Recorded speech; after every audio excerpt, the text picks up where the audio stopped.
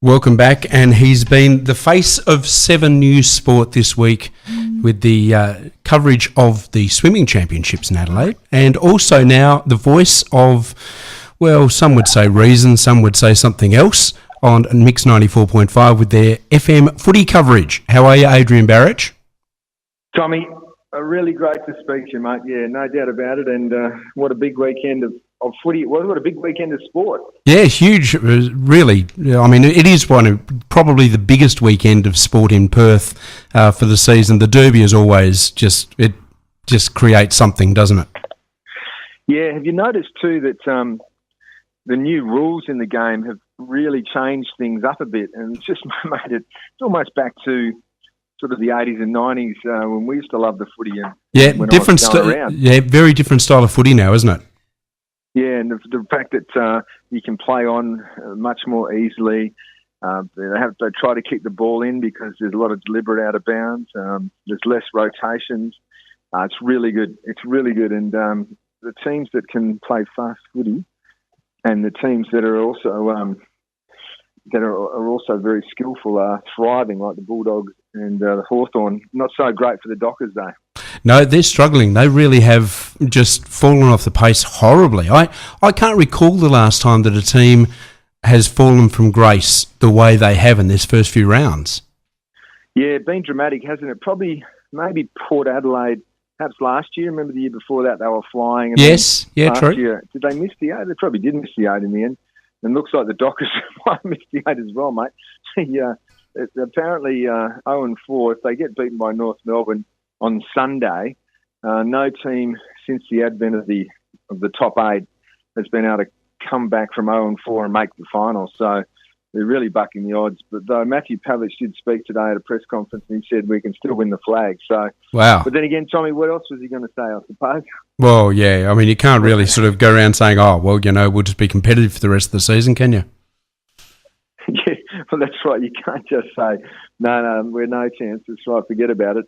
Actually, if that was the case, he'd probably retire, wouldn't he? You'd think, even though he's in good form, you'd think he'd probably just step aside and let them have a crack with a young guy out forward for the rest of the season. But they still think they're a chance. Ross Lyon does. The news this week was bad, though. Obviously, Sandilands collapsed lung and broken ribs off Nick Nat in the Derby. And then Harley Bennell out for 10 weeks on the back of David Mundy out for 3 or 4 weeks. So, now, what's the story with Bennell? I mean, it's pretty interesting, isn't it? He comes over, obviously, with a blaze of publicity about his indiscretions off the field and everything else. Great player, clearly a great player. But another 10 weeks with a calf injury. I mean, that's almost like, that's hard to comprehend. I don't want to get sued or anything, but I would probably say you'd have to think, I'm not saying this is what's happened, but I'd say you'd have to ask the question as to whether he was misdiagnosed at some stage and that they've only finally just got round to working out that, hey, you know what, it wasn't that, it was this. And in fact, that'll take another 10 weeks to fix. So don't think he's very happy. And you've got to wonder about their recruiting too because, well, he's come off a checkered past and then he won't play till the second half of the season. So it doesn't look like the greatest move at the moment, but he can play. So let's hope when he gets out there, he is reasonably fit. But he'll be underdone, that's for sure. Yeah, very much Sandy so.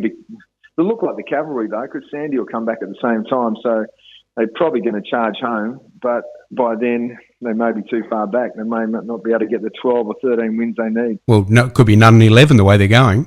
Yeah, well, they've got Carlton at the main stadium pretty soon. So I'm pretty sure they'll win that one. But there are no guarantees, that's for sure. Ross Lyon, though, he is a good coach. And whilst he's misjudged a little bit, I think, on the new rules and also trying to turn Fremantle into Hawthorn, and then now he's realised that some of these blokes can't play like Hawthorn. They're not as good as that. He's readjusting quickly, but he sort of was under a misapprehension going into the game, and it's backfired. It's been a slow burn, and suddenly they're 0-3 and maybe 0-4, and the season's really up against it. I'm really surprised actually at Lyon because he has made a name for himself by actually being his own man and sort of creating his own teams, and certainly back to St Kilda. Had his own style, wasn't trying to be anyone else or copy anyone else, and for some reason he's been suckered into this thing of as you said, it's pretty apparent. They're trying to be Hawthorn, but without the cattle. I think he's a bit obsessed with Hawthorn. Mind you, everybody is, because when you win 3 in a row, everyone tries to replicate it. The Bulldogs have done it beautifully, and they've tweaked it a little bit even more in terms of pace and play on, fast play and that sort of thing. They're probably the new role models. But, yeah, I don't know. He's a very defensive coach, and I suppose there's no coincidence that he re-signed for 4 years at the same time, because I think he realised, geez, we're going to turn this ship around and try to make it more of an attacking team. We're going to have to go down the ladder a bit, and I don't want to lose my job. So, okay, I'll do that. If you think that's the right way to go, I'll do that. But I need a 4-year contract so that I'm safe. So, did that, and sort of hand in glove, isn't it, really?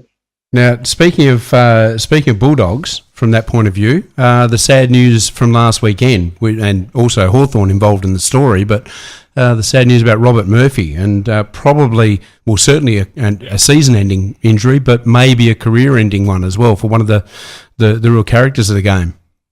Yeah, I think he's, 34, so yes. You'd have to think you will test him. He hasn't opted for the artificial Lars operation where you can come back in 6 to 10 weeks and maybe try to play finals, which probably means that he wants to go on, I guess, and play next year. Probably thinks they might fall just short this year, and you might be able to capture a flag next year.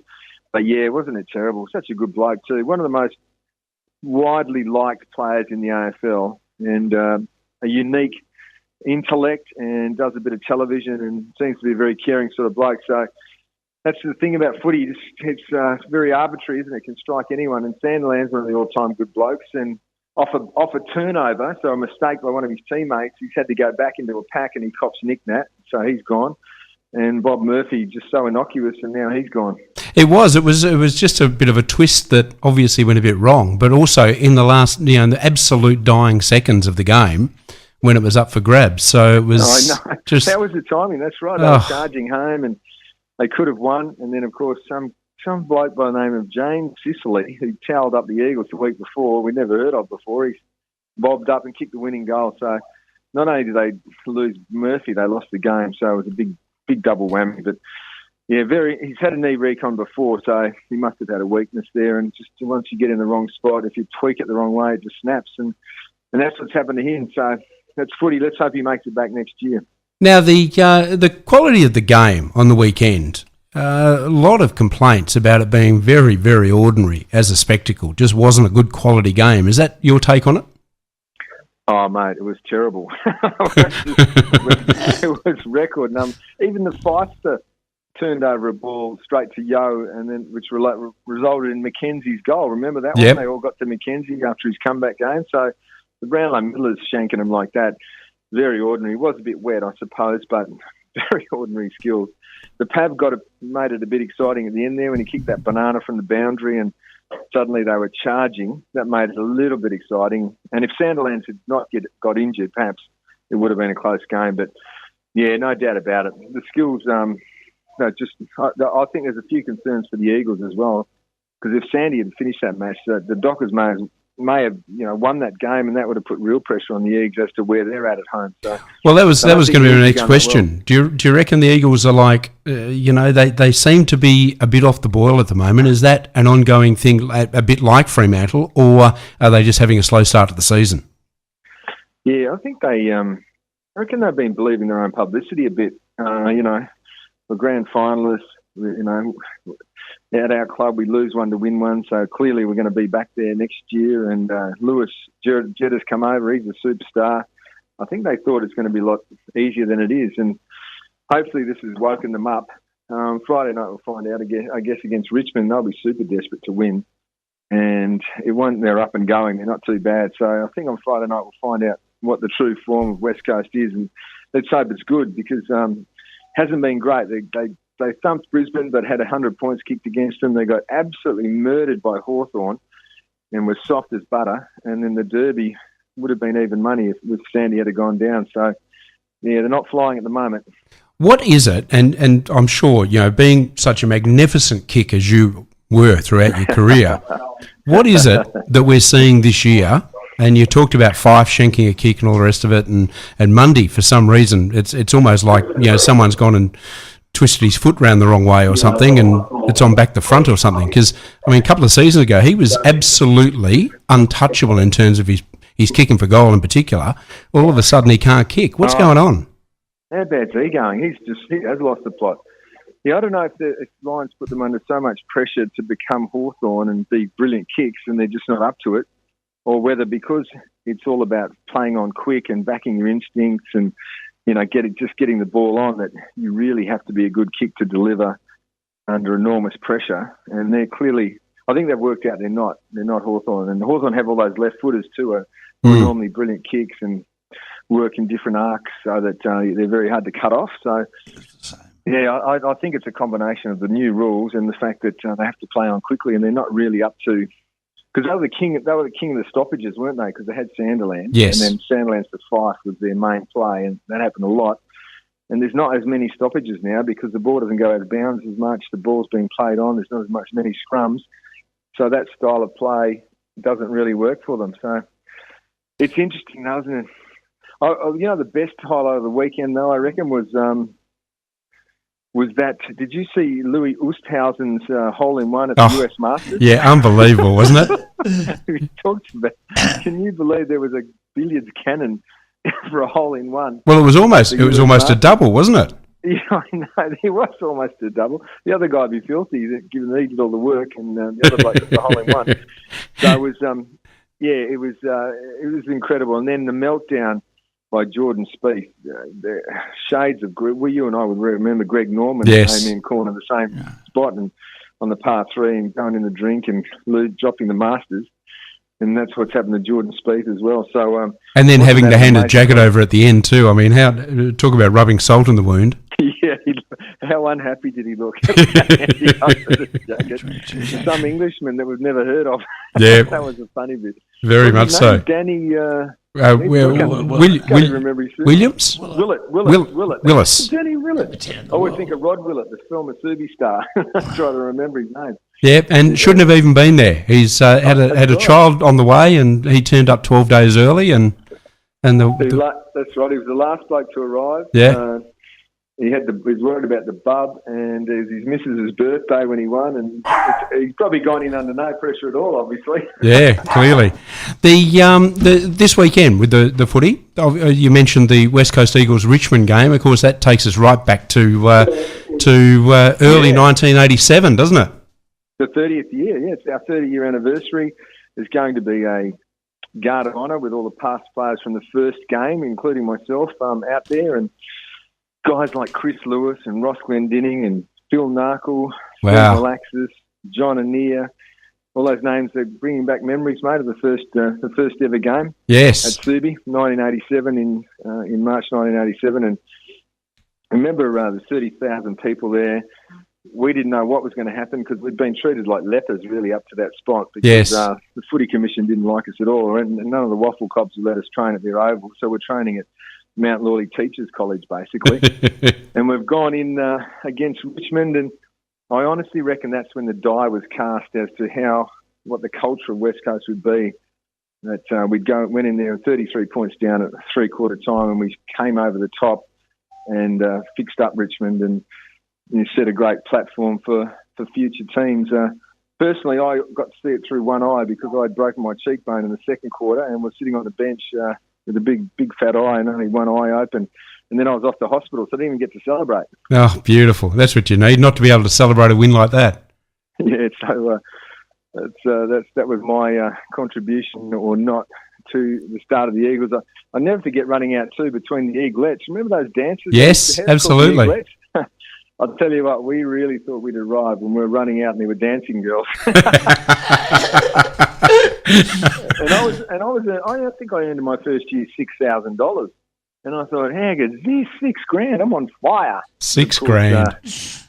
Now the average payment is up near $300,000, and I think the average back then was about $20,000. So it just shows you footy has moved on, and it's a full-time professional sport now, whereas we used to train at 5 o'clock after work. Yeah, 3 times a week. In those days, I mean, you were, a couple of you were working with Social Security or something in those days? I was still in the government. Carl Langdon was working in the Commonwealth Bank, I remember. Well, that's come up this week with Brendan Abbott being the extradition from Queensland, and Langdon being in the branch at, where was it, Belmont, wasn't it? He was. He came through the roof. Yeah. And, Carl was the right bloke to be there, though, because nothing phases Carl, and he was an absolute classic. I'll tell you a funny story about him. After that, he had to leave that job. Obviously, apart from nearly getting killed, he also had to have a job where he could leave early at 3 o'clock. And I took him down to the Subi Council to test out for a job, and he wanted to be a lollipop man or something like that, you know. There was Langdon the lollipop man, I like it. He would have been perfect, let me tell you, because he does think differently from the rest of us. Yes. And there was a big foreman there, and he saw us coming a mile off and thought, oh, look at these clowns. He said, I'll sort them out. And the bloke goes, listen, you blokes, I don't care who you are or who you think you are. I'm the boss here. And Carl goes, yeah, whatever, mate. And he goes, listen, Langdon, I'll test you out. Can you make tea? Carl goes, yeah, I can make tea. And then the guy goes, can you drive a forklift? And Carl goes, well, how big's the kettle? and that's how he used to think. He was completely, one of those guys who was just off the planet. So, but he didn't get the job at the council. Oh, dear. He moved on to something else. So. That is classic. Yeah, different guy, old Carl. Ripper bloke, but maybe the postcard banded stuff messed his brain up. I don't know, but it was classic. Oh, dear. No, very good. And how'd you find your first call for Mix 94.5? Yeah, good as gold. It was...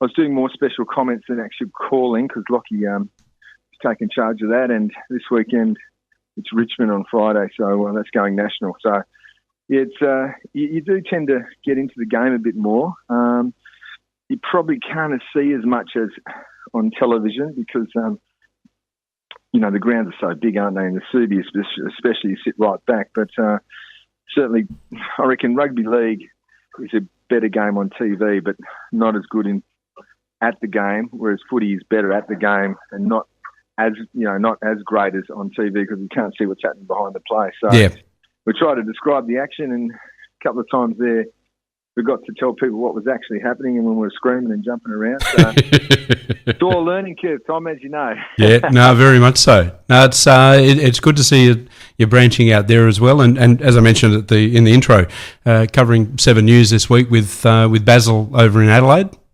Yeah, that's right. I had to talk to Ross Lyon yesterday, so that was a challenge. But he's pretty forthright, old Ross. And, of course, the news had just come out that Bennell was out for 10 weeks on the back of Mundy and Sandy. So I had to ask you about that. He's super impressed. And then, he obviously admitted that the pre-season plans hadn't gone the way they'd hoped. And, everything was upside down at the moment. So it was not a great time, but he does it well. And consummate professional, he does give you a bit, so that's all we can hope for. Yeah, talk about blokes that think differently. He's certainly one of those, isn't he? Yeah, apparently pretty tough character too. I played against him, and he was partial to dishing it out, and I believe that he was quite a good boxer, so I'm glad I didn't take him on when we were playing against him. Yeah, absolutely. Remember Fitzroy? Yes. No, it'd be an interesting weekend because, both games will actually be good games because Richmond, certainly the last few times they've been to WA, they've stood up pretty well. Yeah, and I'm sort of half tempted to tip North Melbourne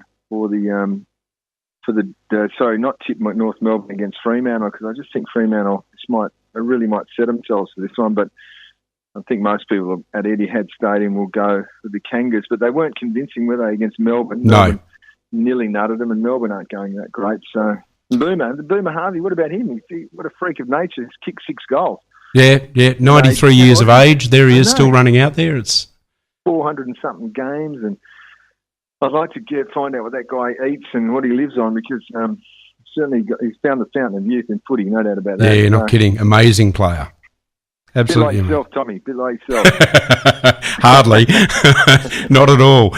Mate, enjoy the weekend. It's a big one, and we'll be tuned into 94.5 on Friday night for the big game and enjoy. I'm sure they'll find some dancing girls for you.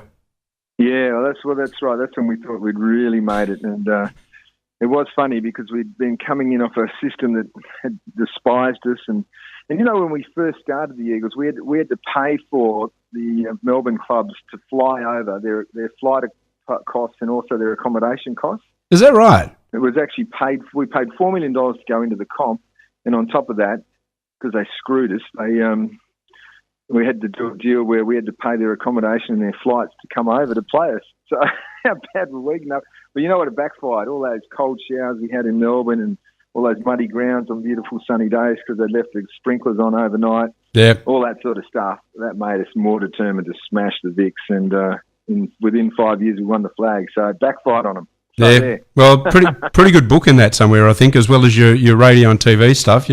There's a book to tell about stories about Carl Langdon being a lollipop man, I reckon. Yes, I've got 1,000 stories about Carl. Like when he went to Bunnings, we were looking for some nails. This is absolutely true. Yeah. And he said to the bloke, we'd run out of nails, we're building this pergola, and he said, he comes up to the guy behind the counter, he said, I want some nails. And the guy says, how long do you want them? Carl says, I want to keep them. I thought, it was a bloody good answer. That's how he thinks. He's different from the rest of us. And dear. It's got to do with Brendan Abbott, or he's born like that, or that peroxide was seeping into his head, but into his brain. But anyway. That is classic.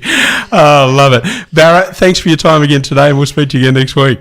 No worries, Tommy. All the best. Good on you. Adrian Barich, who's with 7 News and also now Mix 94.5, calling the footy as well. And special day on Friday as West Coast celebrate the anniversary of that start back in 1987 where they beat Richmond, came from behind, beat them, and some very, very funny stories about Carl Langdon. And we'll have lots more coming up very shortly on the Sattler Files. This is the Sattler Files.